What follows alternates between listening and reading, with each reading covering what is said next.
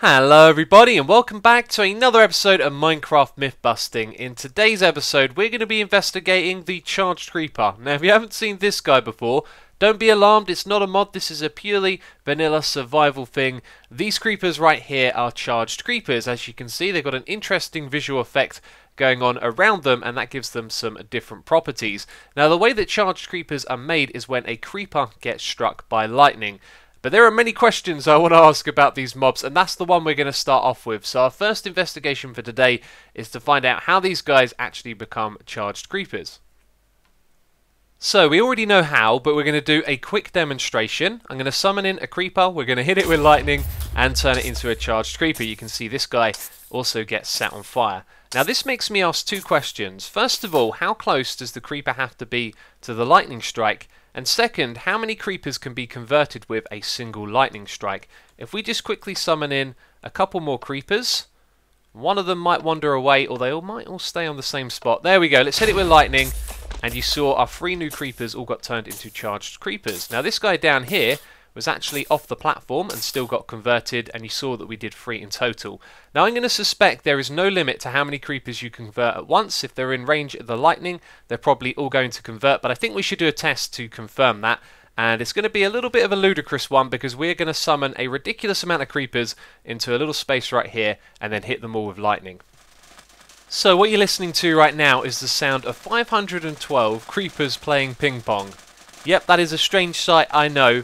But we're going to strike the lightning and it might update the sound, which means they're all going to spread out into the world, which will make it easy to observe if they've all been turned into Charged Creepers. So watch out, this might be a little bit hilarious. Let's hit it, let's stand back, and wow, that is a sight to behold. And we can see there that just about every single creeper is a Charged Creeper.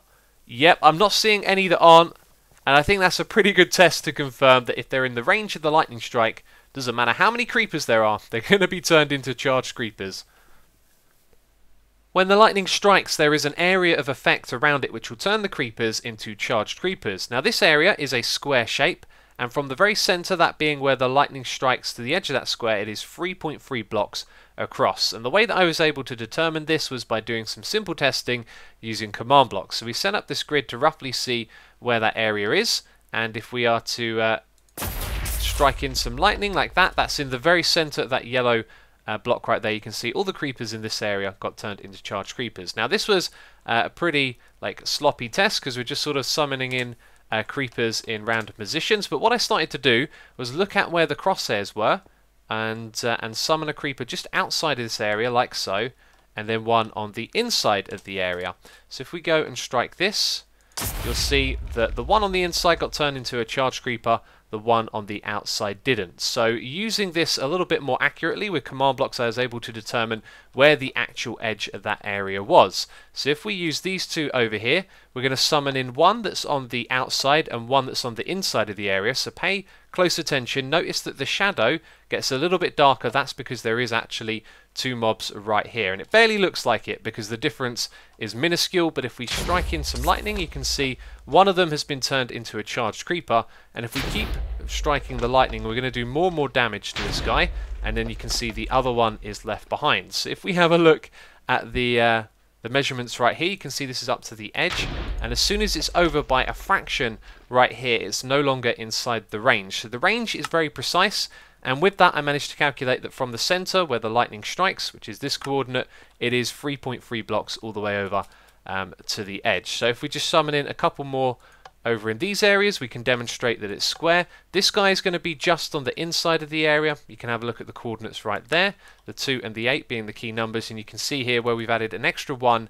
In fact, we could even make that 0, 1. It'll be just over the outside of the area. So let's summon in another one over there, and this guy down the bottom gets hit, but the ones up there won't. So I know what some of you are thinking, and yes, the area of effect is a cube shape. It isn't just a flat square on the ground.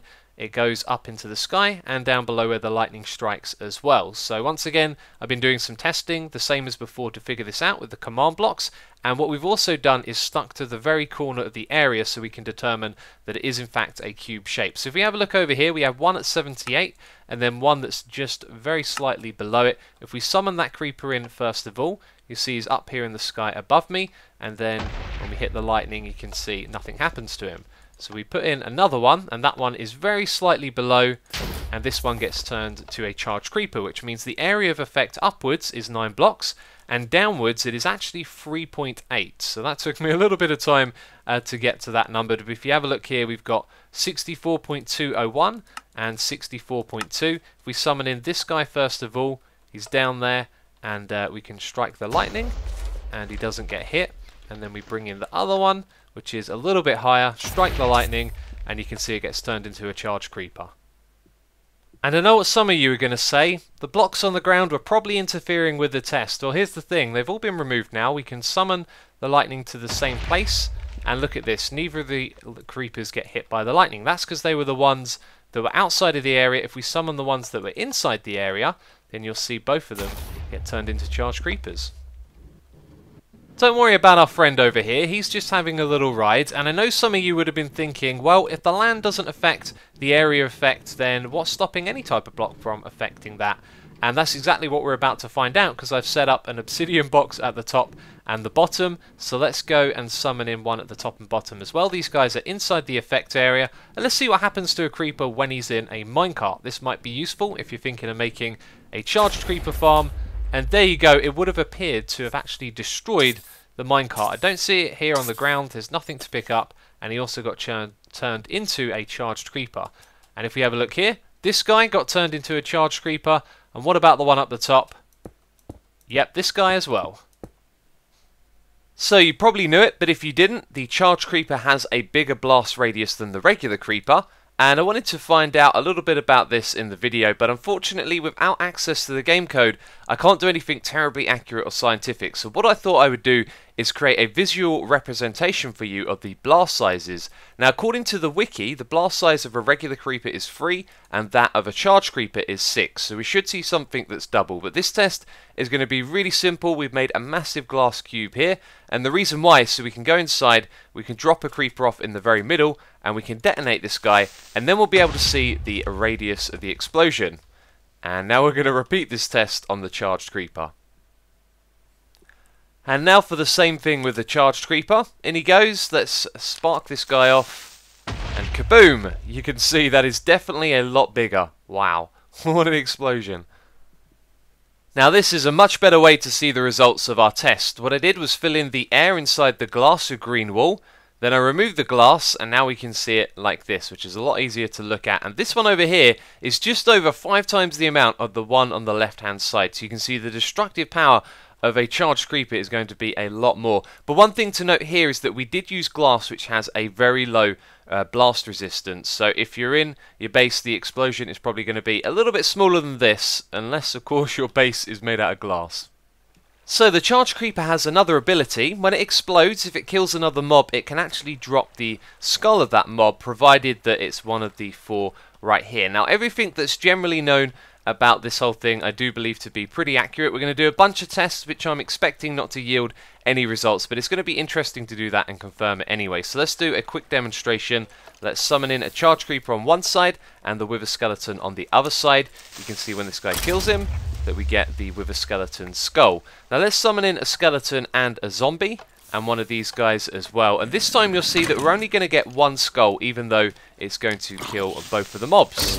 So there we go, they both died, and it was the skeleton which happened to be the closest one, so maybe there's something to that that we got. So you can only get one at a time, and you can get them from these 4 types of mobs, which is what's most commonly known, and we're going to experiment and do this with every single type of mod just to see if there's something that's been overlooked. So here it is with the creeper, and the first experiment that I think we're going to do is actually to get the charged creeper to kill the player, because there are 4 different types of skull that you can get, and if we have a look in the menu down here, you can see the 5th one that's actually available here is the player head. I think it's quite unlikely, but since it's here in the menu, I think it'd be a good idea to test. So here we go, for science, let's do this. Boom! And I've died. Where are we going to respawn? All the way over here. Let's fly back over. Okay, my flint and steel is over here, but there's no sign of a player head. Let's pick this thing up, and the next experiment we're going to do is see what happens when a charged creeper kills another charged creeper. I'm going to guess that it will drop the creeper skull. It's probably very unlikely anything different will happen here, but let's see. And there you go, we get the creeper skull. So in order to test the blaze and the enderman, I decided to remove the water. You know, blaze takes damage in water, enderman don't like it either. Forgot about the whole blowing up blocks thing though. Not very good. So I've tested just about everything from bats to elder guardians to killer bunnies, and the only thing that I've learned is that zombie villagers, chicken jockeys and spider jockeys will drop the corresponding head of the mob. So you'll get the zombie if it's a chicken jockey, and if it's a spider jockey you'll get the skeleton head, which is pretty cool. But there is just one test left for me to do. We're going to summon in this guy right here, and we're going to set him off quickly, and then summon in a ghast, and kaboom, it gets a ghast tier, but no skull. So the episode is stretching on a bit, and I thought I'd let you know the results of the last test that I did, as it's a little bit quicker just to tell you. These charge creepers can in fact despawn, and if you give one a name tag, it won't despawn, which is exactly what you probably expected to know anyway. So anyway, that is going to be it from me this episode of Minecraft Myth Busting. As always, if you've enjoyed yourself, please do leave a like on the video, and if you want to suggest a topic for a video or a myth that you want to see busted, then leave one down in the comment box down below. But that's it, so as always, thank you very much for watching, and I'll catch you next time. Bye bye.